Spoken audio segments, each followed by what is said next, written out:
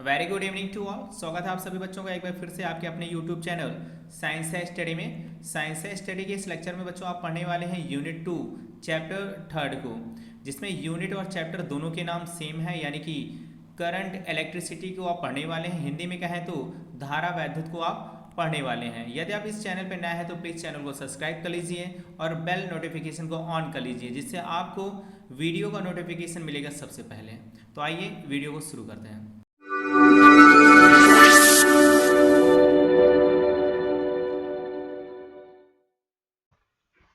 तो आज के इस लेक्चर में बच्चों आप पढ़ेंगे यूनिट 2 को, है ना।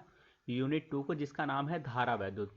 इसके अंतर्गत आपका जो चैप्टर 3 चल रहा है उसी को हम कवर करते हुए, यानी कि करंट इलेक्ट्रिसिटी, हिंदी में कहें तो धारा विद्युत को कवर करते हुए पहली हेडिंग आज हम पढ़ेंगे व्हीट स्टोन सेतु के बारे में। ठीक है, किसके बारे में?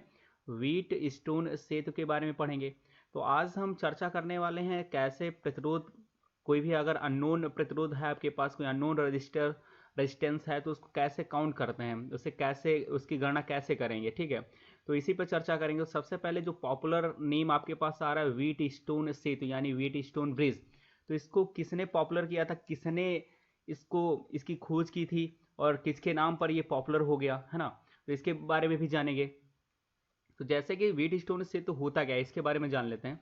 तो व्हीट स्टोन सेतु क्या होता है कि इसको सबसे पहले भैया क्या किया है, इंग्लैंड के वैज्ञानिक, खोज तो किसी और ने की थी, है ना, लेकिन हम पढ़ते किसको हैं, व्हीट स्टोन के बारे में पढ़ते हैं। तो इसलिए इंग्लैंड के वैज्ञानिक थे भैया एक प्रोफेसर व्हीट स्टोन। ठीक है, प्रोफेसर व्हीट स्टोन थे। उन्होंने क्या किया, प्रतिरोधों की एक विशेष व्यवस्था का आविष्कार कर दिया। ठीक है, एक विशेष व्यवस्था का आविष्कार कर दिया जिसके सहायता से हम क्या करते हैं, किसी भी चालक का प्रतिरोध ज्ञात कर सकते हैं। ठीक है, किसी भी चालक का प्रतिरोध ज्ञात कर सकते हैं। इसी व्यवस्था को, ठीक है ना, इसी व्यवस्था को हम क्या बोलते हैं, व्हीट स्टोन सेतु कहते हैं।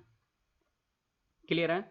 यानी कि इंग्लैंड के वैज्ञानिक प्रोफेसर व्हीट स्टोन ने प्रतिरोधों की एक ऐसी व्यवस्था का आविष्कार किया जिसकी सहायता से हम किसी चालक का प्रतिरोध ज्ञात कर सकते हैं। तो इस व्यवस्था को हम बोलते हैं व्हीट स्टोन सेतु बोलते हैं। क्लियर है? अभी तक क्या था कि व्हीट स्टोन ने ये कब दिया था, ये जो व्हीट स्टोन सेतु की जब खोज की थी उन्होंने, इनके नाम पर जब पॉपुलर हुआ तो ये था लगभग 1843 ईस्वी में। ठीक है, कब? 1843 ईस्वी में। लेकिन 1833 में, ठीक है, 1833 ईस्वी में सैमुअल क्रिस्टी ने, ठीक है, पूरा नाम शायद मुझे अभी याद नहीं क्लियर, तो सैमुअल क्रिस्टी नामक एक वैज्ञानिक थे, सैमुअल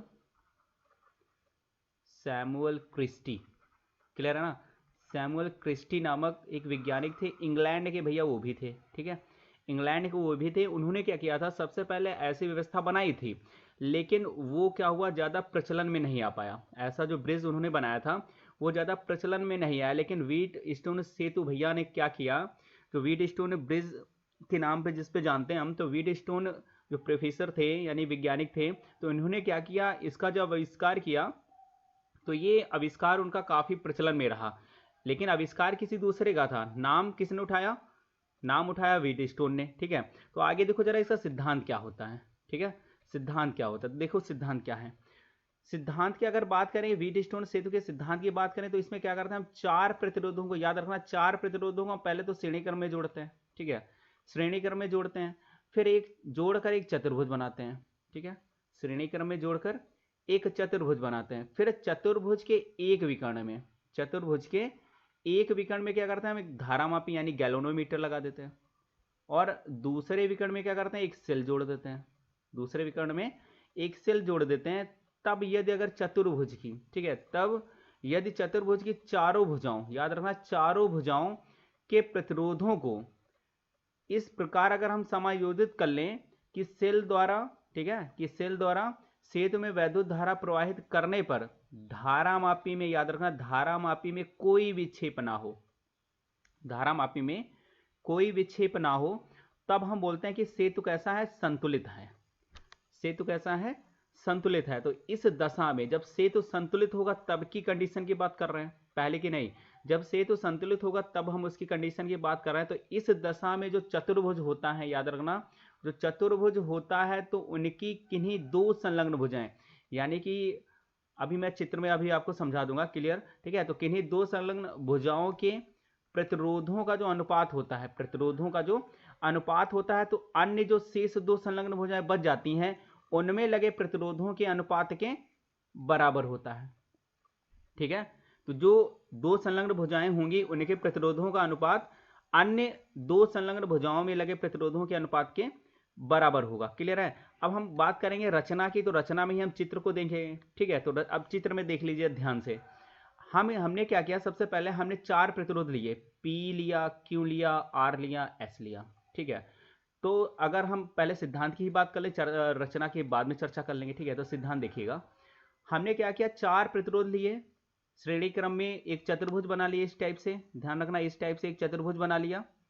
चतुर्भुज बनाने के बाद में अब हम इन चारों जो प्रतिरोध है इनको हम इस प्रकार समायोजित कर ले कि ये जो आपका जो गैल्वेनोमीटर है ना, इसमें क्या हो, कोई विक्षेप ना हो। तो इस स्थिति में ये जो दो संलग्न भुजाएं हैं, ये वाली, ये जो संलग्न है भुजाएं जो है, इनका जो रेशियो होगा, इनके जो प्रतिरोधों का रेशियो होगा, इन भाई साहब ये जो दो भुजाएं बच रही, इन भुजाओं के रेशियो, इनके जो प्रतिरोध लगे हैं इनमें, इनके रेशियो के अनुपात के बराबर होगा। यानी कि जो आपके पास फॉर्मूला रहेगा, वो जो आपके सिद्धांत में फॉर्मूला आएगा, वो आएगा बच्चा P/Q। ठीक है, P/Q बराबर R/S। ठीक है, R/S। तो ये प्रूफ हमें भी करना, भी करके दिखाएंगे भी कि ये प्रूफ कैसे करते हैं। ठीक है, तो P/Q बराबर किसके लाना है हमें, RS के। तो ये होता है सिद्धांत व्हीटस्टोन सेतु का।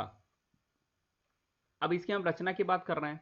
ठीक है, अब इसकी हम रचना की बात कर रहे हैं, लेकिन हम इससे पहले फिर से आपको बता दें कि जो व्हीटस्टोन सेतु है, इसकी खोज सर्वप्रथम सैमुअल क्रिस्टी ने की थी। पूरा नाम मुझे शायद क्लियर नहीं है अभी, तो उन्होंने 1833 ईस्वी में इसके बारे में पहले ऑलरेडी बता रखा था, लेकिन ये पॉपुलर नहीं हो पाया था। लेकिन व्हीटस्टोन जो प्रोफेसर थे आपके इंग्लैंड के, दोनों ही इंग्लैंड के थे फिलहाल, तो इन्होंने क्या किया, 10 साल बाद यानी एक डिकेड बाद, लगभग एक दशक के बाद उन्होंने क्या किया, फिर इसी चीज को दोबारा इनोवेशन करके पॉपुलर कर दिया। ठीक है, तो उन्हीं के नाम पे फिर व्हीटस्टोन, प्रोफेसर व्हीटस्टोन के नाम पर ही इसे व्हीटस्टोन सेतु के नाम से जाना जाता है। क्लियर है। तो आप रचना की बात करेंगे, तो रचना देखो, सर्वप्रथम हम क्या करते हैं, चार प्रतिरोध P, ठीक है, P, Q और R तथा S, चार प्रतिरोध P, Q, R तथा S को श्रेणी क्रम में जोड़कर, यहां से देखो चलते हैं, अगर यहां से चल रहे हैं तो एक ही लाइन में चल रहे हैं, अभी एक ही लाइन में चल रहे हैं, एक ही लाइन है ना, ये ए पर आ गए। ठीक है, तो श्रेणी क्रम में जोड़ते हैं, चार प्रतिरोध P, Q, R तथा S को श्रेणी क्रम में जोड़ते हैं और अब एक चतुर्भुज बना लेते हैं। ठीक है, चतुर्भुज बना लेते हैं। अब जो इनकी भुजाएं बन रही है वो भुजाएं कैसे हो जाएंगी, AB, तो AB में क्या मान लिया हमने, P प्रतिरोध लगा हुआ है, BC भुजा में क्या लगा है, Q प्रतिरोध लगा है, CD भुजा में S प्रतिरोध लगा है, AD भुजा में R प्रतिरोध लगा है। क्लियर है ना। अब हम क्या कर रहे हैं, इसके एक विकर्ण में ध्यान देना, इसके एक विकर्ण, ये जो BD दिख रहा है, ये वाला BD, तो ये BD में क्या है, ये एक विकर्ण है इसका, और AC एक और विकर्ण है। तो BD विकर्ण में हमने क्या किया है, गैल्वेनोमीटर G लगा लिया। ठीक है, गैल्वेनोमीटर G लगा लिया। और जो AC है आपके पास, जो AC विकर्ण था, AC विकर्ण में हमने क्या किया, एक विद्युत सेल लगा लिया। ठीक है, एक विद्युत सेल लगा लिया और हमने दो कुंजियां, ठीक है, हमने दो कुंजियां K1 और K2 लगाई, दो कुंजियां K1 और K2 लगाई। यहां तक क्लियर है ना। अब आगे देखो ध्यान से, अगर हम इस कुंजी K1 को दबा दें, ठीक है, कुंजी K1 को दबा दें, तो बताओ विद्युत सेल के द्वारा एक धारा प्रवाहित होगी, एक धारा प्रवाहित होगी, मान लो कि I धारा प्रवाहित होगी। तो ये पॉइंट A पर या टर्मिनल A पर पहुंचने के बाद में दो भागों में बट जाएगी। ठीक है, दो भागों में बट जाएगी, I1 और I2 में बढ़ जाएगी। अब क्या होगा कि अगर हम प्रतिरोधों को इस प्रकार समायोजित कर लें, ठीक है, प्रतिरोधों को इस प्रकार समायोजित कर लें कि अगर हम कुंजी K2 को दबाएं, कुंजी K2 को दबाएं, तो हमारे धारामापी में क्या हो, हमारे धारामापी में कोई विक्षेप ना हो। ठीक है, विक्षेप कैसा हो, कोई विक्षेप ना हो, याद रखना, कोई विक्षेप ना हो। तो कोई विक्षेप ना हो, तो इस स्थिति में तो गैल्वेनोमीटर में जो धारा होगी, गैल्वेनोमीटर में जो धारा होगी वो कैसी होगी, जीरो होगी, यानी वहां पे कोई विक्षेप नहीं होगा, तो धारा कुछ नहीं बताएगा, ना ही तो नेगेटिव बताएगा ना ही पॉजिटिव बताएगा।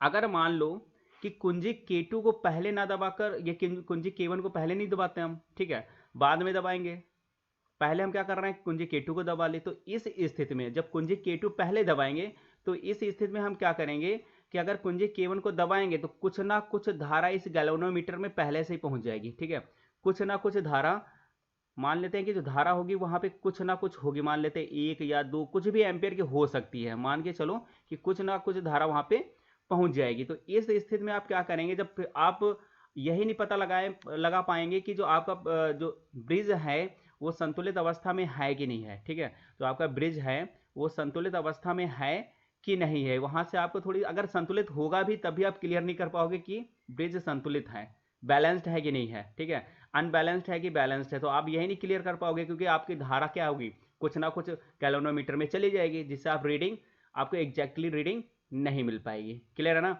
तो कुंजी K2 को इसलिए पहले नहीं दबाते हैं आप। तो आप और क्या कर सकते हैं, इस व्हीट स्टोन ब्रिज को आप प्रोजेक्ट में तैयार कर सकते हैं। ठीक है, व्हीट स्टोन ब्रिज को प्रोजेक्ट में तैयार कर सकते हैं। वहां पे आप अगर आपसे अगर एग्जामिनर पूछ दे कि कुंजी K1 को पहले दबाते हैं K2 को बाद में दबाते हैं, ऐसा क्यों करते हैं, तो आप ये रीजन बता सकते हैं, क्योंकि अगर कुंजी K2 को पहले दबा देंगे तो कुछ ना कुछ धारा गैल्वेनोमीटर में पहुंच जाएगी, जिससे हम क्या करेंगे, एक एग्जैक्ट रीडिंग नहीं नोट कर पाएंगे, और हम ये भी नहीं पता कर पाएंगे कि हमारा जो व्हीट स्टोन ब्रिज है वो बैलेंस्ड है या नहीं है। क्लियर है ना।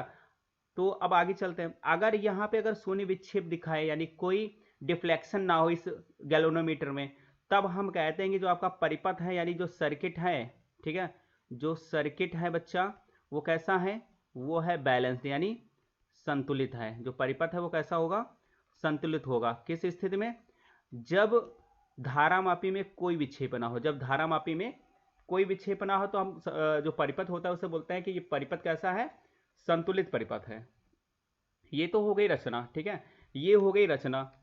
सिद्धांत क्या था, सिद्धांत ये था कि अगर इसमें 4 प्रतिरोधों को इस प्रकार समायोजित कर लिया जाए कि धारामापी में कोई विक्षेप ना हो, तो हम कहते हैं कि परिपथ कैसा है, संतुलित है। तो इस स्थिति में क्या था कि जो 2 संलग्न भुजाएं थी तो उनमें लगे प्रतिरोधों का अनुपात अन्य 2 संलग्न भुजाओं में लगे प्रतिरोधों के अनुपात के बराबर था। यानी कि हमारे पास फॉर्मूला क्या आ जा रहा था, P/Q बराबर R/S। ठीक है, P/Q बराबर R/S। इसी चीज को हम अब प्रूफ करेंगे। ठीक है, तो देखते हैं आगे पेज पे।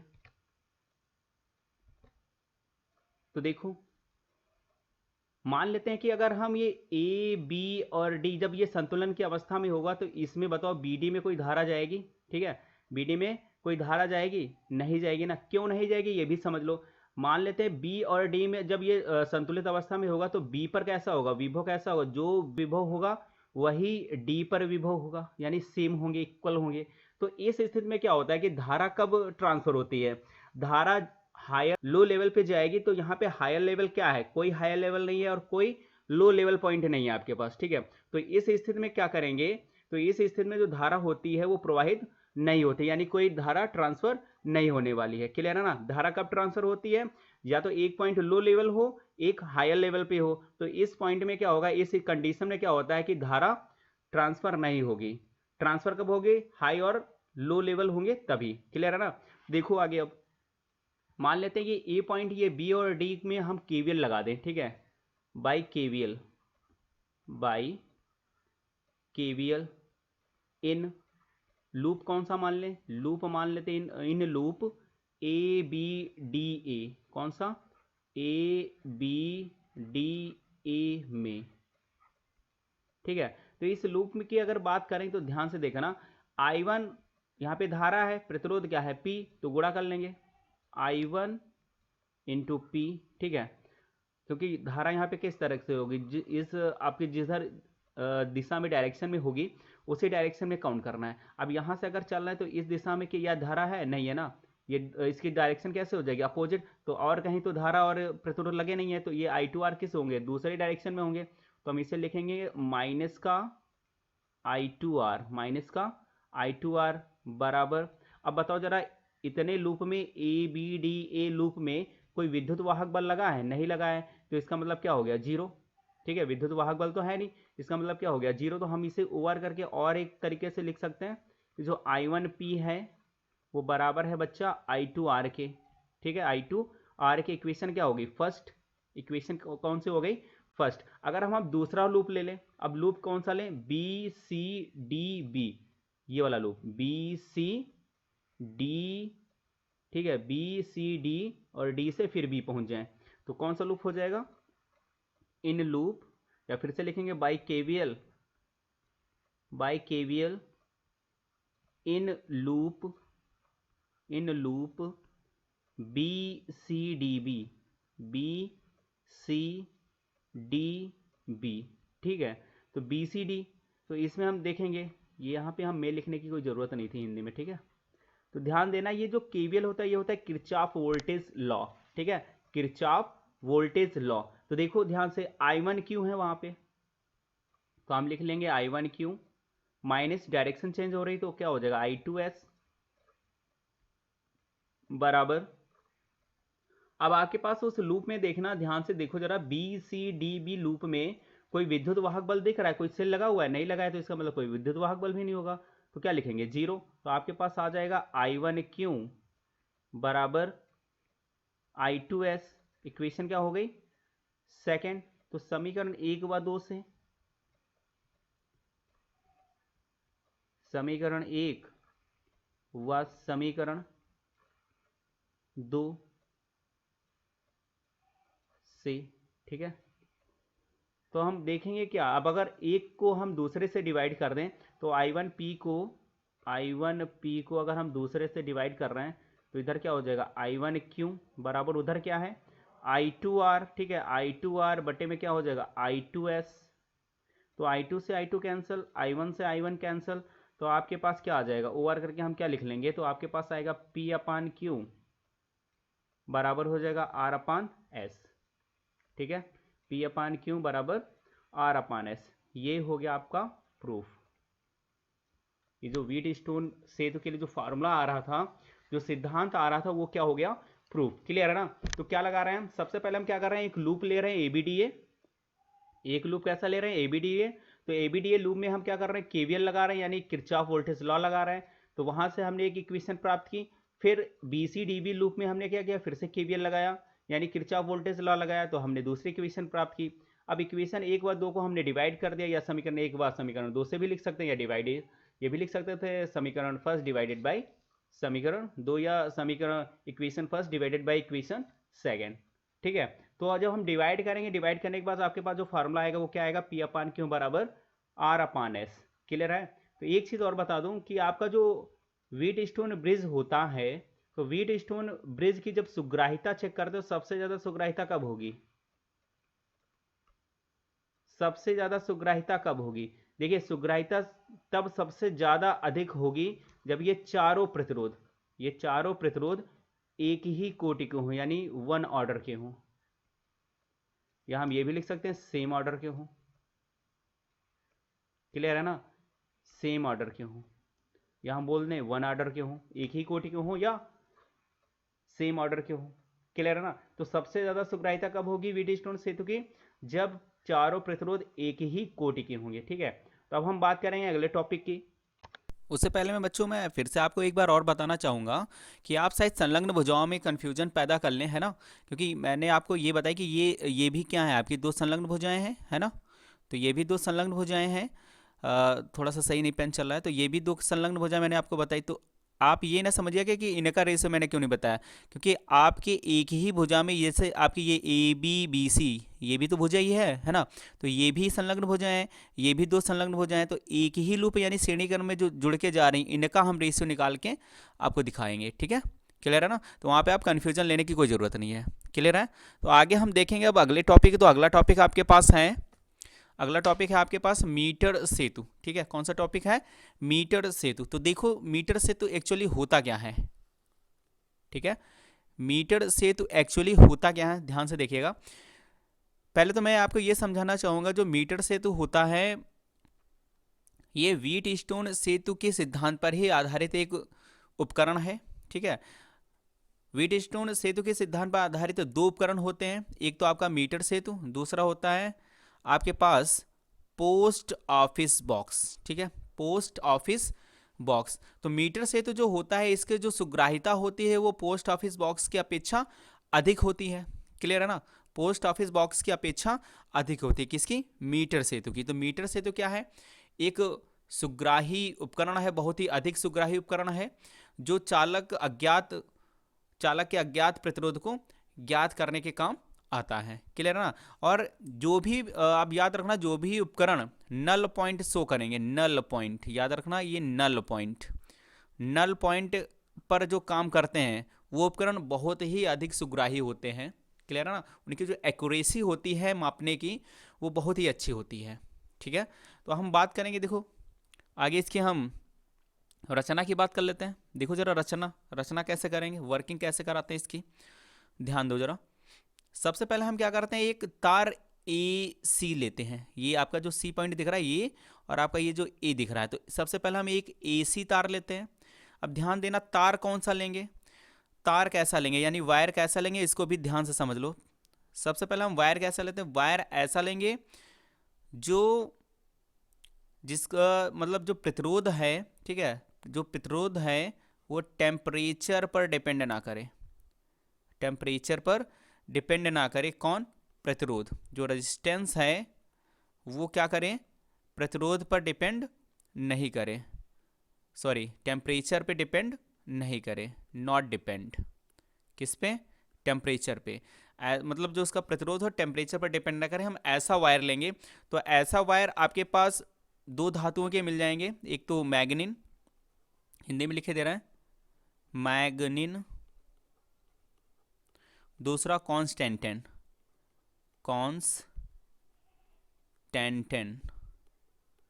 इंग्लिश में लिखे दे रहे हैं कॉन्स्टेंटेन, और मैग्नीन। क्लियर है ना। तो इस ऐसे मिश्र धातु के हम तार लेंगे जिसका जो टेम्परेचर, जिसका जो रेजिस्टेंस है यानी प्रतिरोध, वो टेम्परेचर पर डिपेंड ना करे कि टेम्परेचर बढ़े। क्योंकि क्या होगा, जब वायर में कोई भी करंट फ्लो होगा तो फ्लो होने के चक्कर में क्या होता है कि इलेक्ट्रॉन कुछ ना कुछ एनर्जी वायर में छोड़ देंगे। ठीक है, एनर्जी लॉस होगी, जिससे क्या होगा, जूल के नियम के अकॉर्डिंग वायर का टेम्परेचर बढ़ जाएगा। टेम्परेचर बढ़ जाएगा तो फिर उसका रेजिस्टेंस ना बढ़ जाएगा ही। ठीक है, तो इस तरह के हम वायर लेते हैं जिससे कि कोई टेम्परेचर की वजह से कोई रेजिस्टेंस पे कोई प्रभाव ना पड़े। क्लियर है ना। और जो ये वायर हो ना, जो वायर हो वो एरिया क्रॉस सेक्शन हो, एरिया क्रॉस सेक्शन हो, यानी एक समान अनुप्रस्थ काट वाले हों। ठीक है, समान अनुप्रस्थ काट वाले हों, ऐसा नहीं कि कहीं पे मोटा हो, कहीं पे पतला हो, कहीं पे मोटा हो, कहीं पे पतला हो, ऐसा भी नहीं चलेगा। ठीक है, और हम फिर क्या करते हैं, देखना ध्यान से।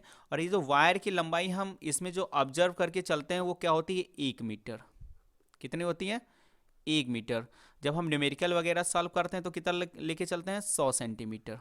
कितना लेके चलते हैं, 100 सेंटीमीटर लेके चलते हैं। क्लियर है ना। फिर क्या करते हैं, फिर मेटल की कोई धातु की एक पट्टी लेते हैं एल टाइप की। ठीक है, एक इधर भी एल टाइप की लेते हैं, बीच में एक और सीधी पट्टी लेते हैं। फिर क्या करते हैं, इस पॉइंट से इस पॉइंट में एक हम प्रतिरोध बॉक्स को कनेक्ट कर देते हैं, प्रतिरोध बॉक्स को कनेक्ट करते हैं। प्रतिरोध बॉक्स के बाद में हम देखना ध्यान से, उसके बाद में क्या करते हैं, डी और इस वाले पॉइंट में हम क्या करते हैं, एक और आपका जो प्रतिरोध होता है जिसे हमें काउंट करना होता है। ठीक है, जिसका हमें प्रतिरोध काउंट करना होता है वो क्या करते हैं, इस पॉइंट पे लगा देते हैं हम। ठीक है, इस पॉइंट पे लगा देते हैं। तो देखो ध्यान से, फिर क्या करते हैं, ये जो आपके पास जो प्लेट डी थी, इस डी वाले पॉइंट से हम क्या करते हैं, एक धारामापी यानी गैल्वेनोमीटर को जोड़ते हुए एक जॉकी लगा देते हैं। ठीक है, ये जो आपका नाइफ टाइप का दिख रहा है यानी चाकू टाइप का, तो ये एक जॉकी लगा देते हैं। ठीक है ना। अब ध्यान से समझिएगा थोड़ा सा पॉइंट को। फिर हम क्या करते हैं, इन पॉइंट से ए और सी वाले पॉइंट से हम क्या करते हैं, एक सेल और कुंजी और धारा नियंत्रक जोड़ देते हैं। ठीक है, एक सेल, कुंजी और धारा नियंत्रक जोड़ देते हैं। क्लियर है। इतना जोड़ने के बाद में अब और चीज़ देखो जरा क्या करते हैं।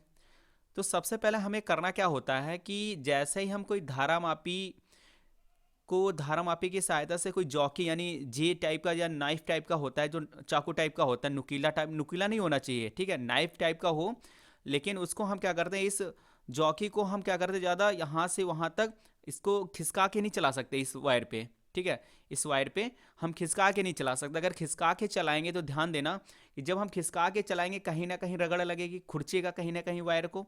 जो वायर खुरच जाएगा तो क्या होगा, उसका जो एरिया क्रॉस सेक्शन होगा, एरिया जो क्रॉस सेक्शन होगा वो सेम रहेगा, नहीं रह पाएगा ना। जो एरिया क्रॉस सेक्शन होगा वो सेम नहीं रह पाएगा, इसलिए हम उसको पॉइंट को टच कराते हैं, केवल क्या कराते हैं, टच कराएंगे, ये नहीं करेंगे हम उस पर खिसकाते रहें इधर उधर, ठीक है। तो सबसे पहले हम क्या करते हैं, जॉकी की सहायता से हम एक ऐसा पॉइंट बी ढूंढेंगे, ठीक है, एक ऐसा पॉइंट बी ढूंढेंगे जहां पे हमें क्या मिल जाए, नल पॉइंट मिल जाए, ठीक है, क्या मिल जाए, नल पॉइंट मिल जाए। नल पॉइंट क्या होता है, याद रखना, समझ लेना थोड़ा ध्यान से कि नल पॉइंट क्या होता है। नल पॉइंट वह पॉइंट है जिस पर हमें क्या होता है कि धारामापी में कोई विक्षेप प्राप्त नहीं होगा, ठीक है। नल पॉइंट क्या है, नल पॉइंट वह पॉइंट है जिस पर हमें गैल्वेनोमीटर में कोई भी विक्षेप प्राप्त नहीं होगा, यानी कि हमें नो डिफ्लेक्शन मिलेगा। क्या होगा, नो डिफ्लेक्शन मिलेगा मुझे, नो डिफ्लेक्शन। क्लियर है ना, कि धारामापी में कोई डिफ्लेक्शन ना हो, ना ही वो निगेटिव वैल्यू बताएं ना ही पॉजिटिव वैल्यू बताएं, ना ही नेगेटिव वैल्यू बताएं ना ही पॉजिटिव वैल्यू बताएं। और सबसे बड़ी बात ये है कि जो मीटर सेतु होता है उसका जो सिद्धांत होता है, तो सिद्धांत क्या किस पर होता है, पहले मैंने आपको बताया कि जो व्हीटस्टोन सेतु के सिद्धांत पर आधारित दो उपकरण है, एक तो पोस्ट ऑफिस बॉक्स, दूसरा मीटर सेतु। जो मीटर सेतु होता है इसकी जो सुग्राह्यता होती है वो पोस्ट ऑफिस बॉक्स से बहुत ही अधिक होती है, ठीक है। तो हमें क्या करना है, सबसे पहले तो इस मीटर सेतु को हमें बैलेंस्ड व्हीटस्टोन सेतु बनाना है, ठीक है, बैलेंस्ड यानी संतुलित व्हीटस्टोन सेतु बनाना है। तो सबसे पहले जब हम संतुलित सेतु बनाएंगे तो उसके लिए हमें क्या करना पड़ेगा, एक नल पॉइंट ढूंढना पड़ेगा, कि यानी इस वाले विकर्ण में जो आपको दिख रहा है बीडी, ठीक है, जो बीडी ब्रांच दिख रही है, इस बीडी ब्रांच में जो गैल्वेनोमीटर लगा है, इस गैल्वेनोमीटर में कोई विक्षेप ना हो। तो इसे हम क्या करेंगे, इधर थोड़ा सा बढ़ाएंगे तो गैल्वेनोमीटर में इधर की ओर विक्षेप होगा, ठीक है, क्यू की तरफ।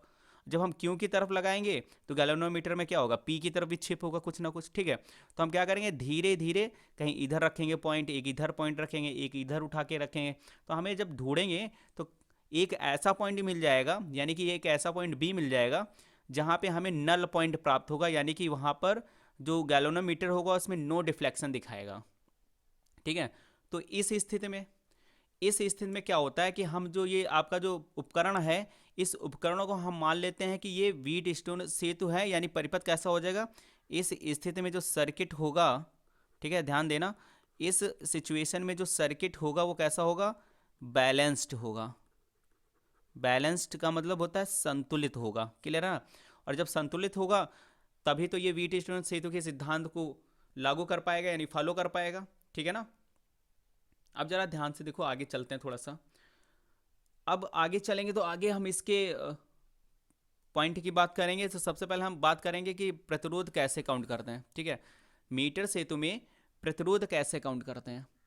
तो सबसे पहले हम फिर से एक फिगर को ड्रॉ कर लेंगे, ठीक है। तो फिगर को ड्रॉ करने के बाद में ध्यान से देखिएगा, जब ये बी पॉइंट पे हमें नल पॉइंट प्राप्त हो जाएगा, ठीक है, इस बी पॉइंट पे जब हमें नल पॉइंट प्राप्त हो जाएगा, इस बी पॉइंट पे जब हमें नल पॉइंट प्राप्त होगा तो देखो ये प्रतिरोध अपान ये वाला प्रतिरोध, क्योंकि व्हीटस्टोन सेतु में क्या होता है, ठीक है, अपोजिट डायरेक्शन में, यानी ये वाला आपका जो भी होगा इधर वाले अपान में आ जाएगा, इस वाले भाई साहब का जो रेशियो होगा इस वाले भाई साहब के अकॉर्डिंग आ जाएगा, क्लियर है ना, इस वाले भाई साहब के क्लियर हो जाएगा। तो देखो ध्यान से कि सबसे पहले हमें क्या करना है, हमें प्रतिरोध की गणना करनी है। तो हम क्या मान लें कि जो वायर है, जो मैग्नेट का तार हमने या कांस्टेंटन का तार ले रखा है, उस वायर के प्रति मीटर लंबाई पर, ठीक है, जो प्रति मीटर लंबाई पर प्रतिरोध हम कितना मान लेते हैं, पहले हम लिख ले रहे हैं, माना तार के प्रति मीटर लंबाई पर, प्रति मीटर लंबाई पर प्रतिरोध स्मॉल आर है, कितना है, स्मॉल आर है, ठीक है ना। तो देखो जरा ए बी लंबाई में कितना प्रतिरोध होगा, ए बी लंबाई में, ये आपको दिख रहा है ना ए बी लंबाई, तो ए बी लंबाई में कितना होगा, तो ए बी लंबाई में कितना प्रतिरोध हो जाएगा, लंबाई है एल और प्रति एक मीटर लंबाई पर कितना प्रतिरोध है, स्मॉल आर, तो गुणा किससे हो जाएगी, आर इंटू एल। तो बताओ जरा बी सी, ये वाला पॉइंट, ठीक है, ये वाला पॉइंट, तो बी सी के बारे में बात करें तो बी सी किसके हो जाएगा, तो बी सी बराबर किसके होगा, बी सी बराबर हो जाएगा आर, ठीक है, 100 माइनस एल, क्योंकि टोटल कितनी लंबाई मानी हमने 1 मीटर, 1 मीटर से 1 मीटर को जब सेंटीमीटर में कन्वर्ट करेंगे कितना हो जाएगा 100, तो 100 से घटाएंगे एल तो कितना बचेगा आपके पास 100 माइनस एल, ठीक है, 100 माइनस एल। तो देखो व्हीट स्टोन सेतु के सिद्धांत के अनुसार या व्हीट स्टोन ब्रिज के अकॉर्डिंग, अकॉर्डिंग टू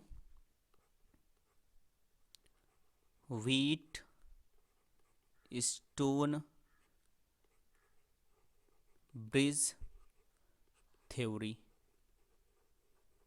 ठीक है, तो क्या हो जाएगा आर अपान किसके होगा, आर अपान हो जाएगा बच्चा ये ए बी वाला प्रतिरोध, तो ए बी प्रतिरोध कितना है आर एल, ठीक है, बराबर किसके उधर किसके हैं एस अपान, तो एस अपान किसके हो जाएगा, एस अपान हो जाएगा आर इंटू 100 माइनस एल, ठीक है, 100 माइनस एल, तो यहाँ से देखो स्मॉल आर कैंसिल हो जाएगा, तो आपके पास बचेगा R upon L is equal to S upon 100 minus L, ठीक है, तो एस की वैल्यू अगर जैसे हमें फाइंड करनी है तो एस बराबर क्या हो जाएगा आर के गुणे में क्या आ जाएगा 100 माइनस एल, तो हम लिख लेंगे आर इंटू 100 माइनस एल, ठीक है, अपान में क्या हो जाएगा स्मॉल एल,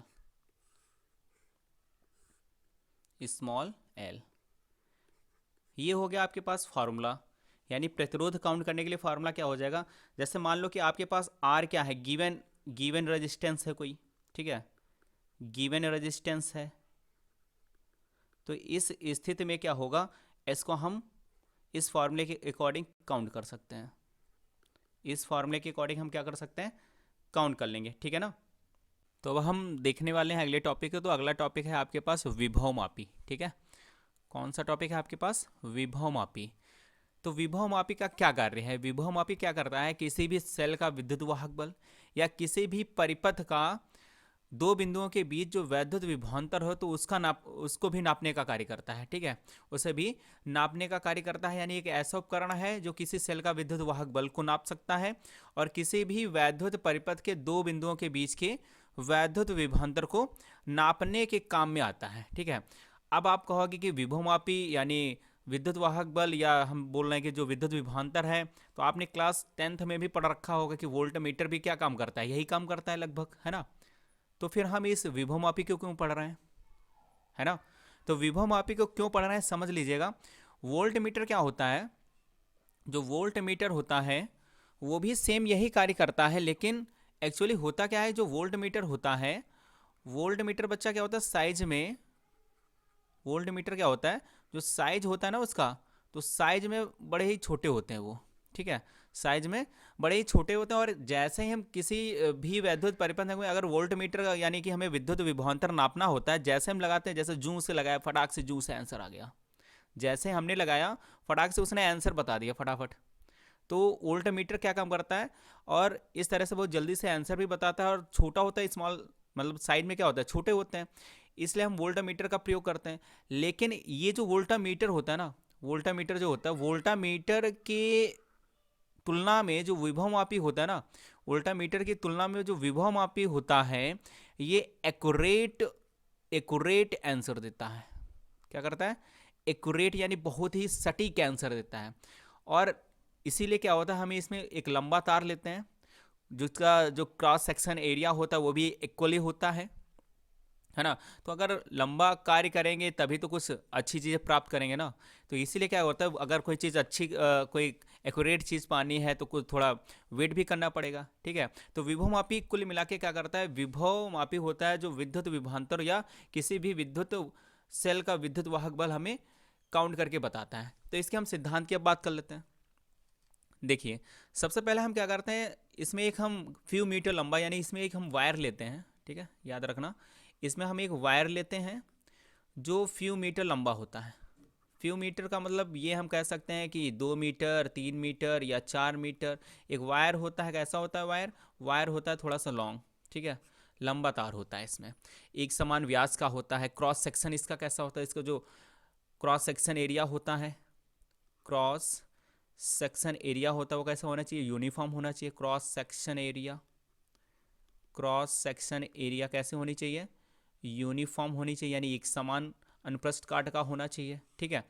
तो अब होगा क्या कि जैसे हम मान लो कि यहाँ पे ए पॉइंट है, ये बी पॉइंट है, तो ए और बी पॉइंट से हमने क्या किया, एक कुंजी के को जोड़ा, धारा नियंत्रक आर एच जोड़ा, और एक क्या करते हैं हमने किसी विद्युत वाहक किसी विद्युत सेल से हमने क्या कर दिया, पूरा सिस्टम कनेक्ट कर दिया। ठीक है, कनेक्ट करने के बाद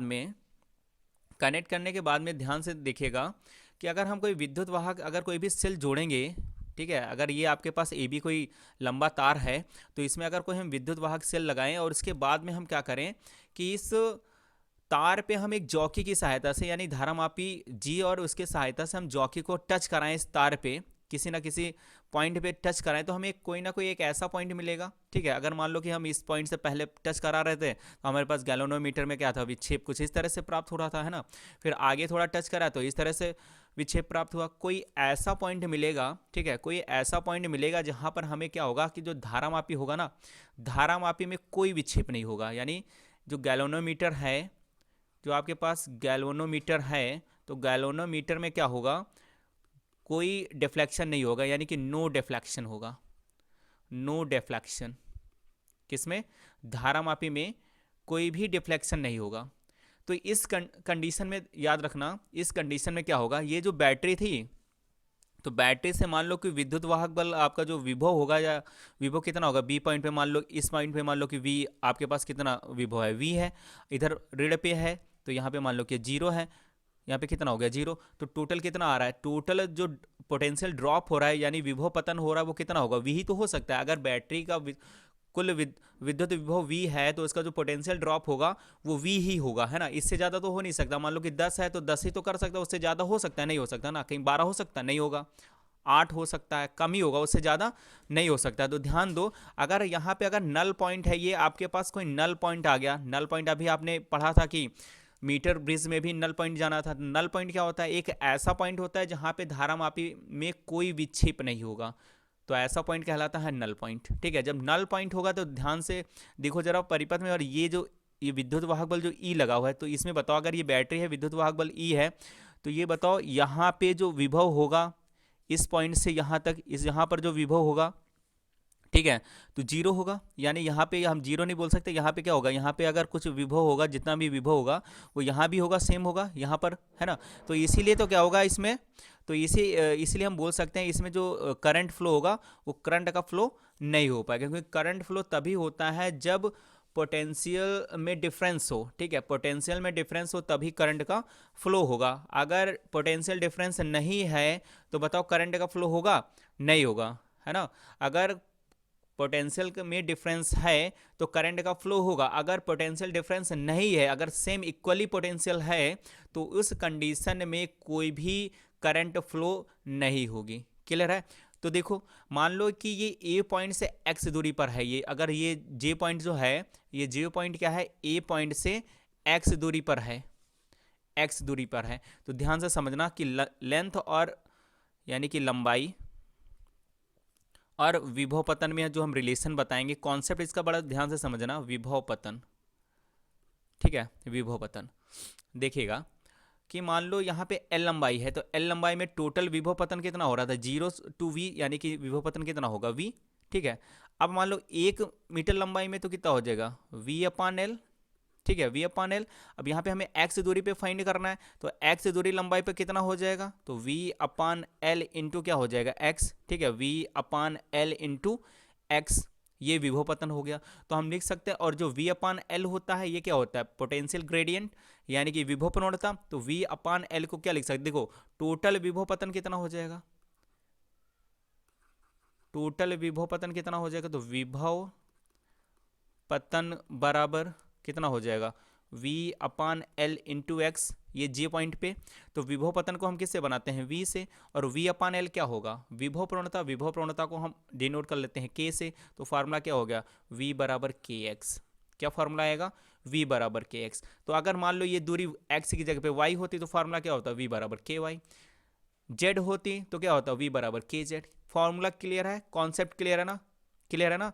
ठीक है, अब अगर मान लो कि अगर विद्युत वाहक बल की कोई भी अगर सेल है, तो सेल का अगर विद्युत वाहक बल काउंट करना है, सेल का विद्युत वाहक बल काउंट करना है, तो ध्यान से देखिएगा सेल का अगर विद्युत वाहक बल ई काउंट करना है तो बताओ, अगर यहाँ पे पोटेंशियल डिफरेंस क्या था, कोई पोटेंशियल डिफरेंस यानी कोई करंट ही फ्लो नहीं हो रहा है।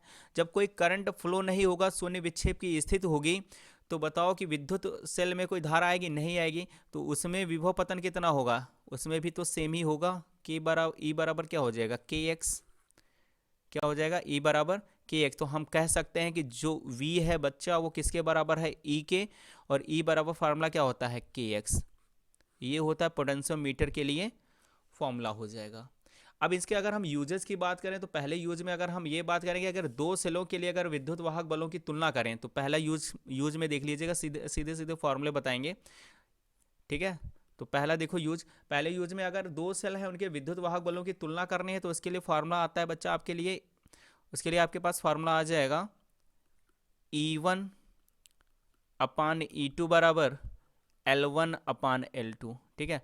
E1 अपान E2 बराबर L1 अपान L2। तो दूसरा यूज देख लो, ठीक है। तो दूसरा यूज देखो, दूसरे यूज में क्या होगा, किसी प्राथमिक सेल का अगर आंतरिक प्रतिरोध काउंट करना हो, किसी भी सेल का आंतरिक प्रतिरोध काउंट करना हो तो इसके लिए फार्मूला क्या आएगा जब आप सॉल्व करेंगे, ये मैं आपको डीपली इस लेक्चर में नहीं बता पा रहा हूँ किसी कारणवश, ठीक है। तो इसके लिए जो फार्मूला आएगा, फार्मूला आ जाएगा बच्चा आपके पास कैपिटल आर, और ब्रैकेट में आप नोट कर सकते हैं L1 अपान L2 माइनस 1, ठीक है। L1 अपान L2 माइनस 1, क्लियर है ना, ओके। तो आज का लेक्चर बच्चों यहीं तक। ये लेक्चर कैसा रहा कमेंट सेक्शन में जरूर बताइएगा, जिससे मैं मोटिवेट हो सकूं और अगला वीडियो आपके लिए अपलोड कर सकूं। तो मिलेंगे एक नेक्स्ट लेक्चर में नए टॉपिक के साथ में, तब तक के लिए जय हिंद जय भारत।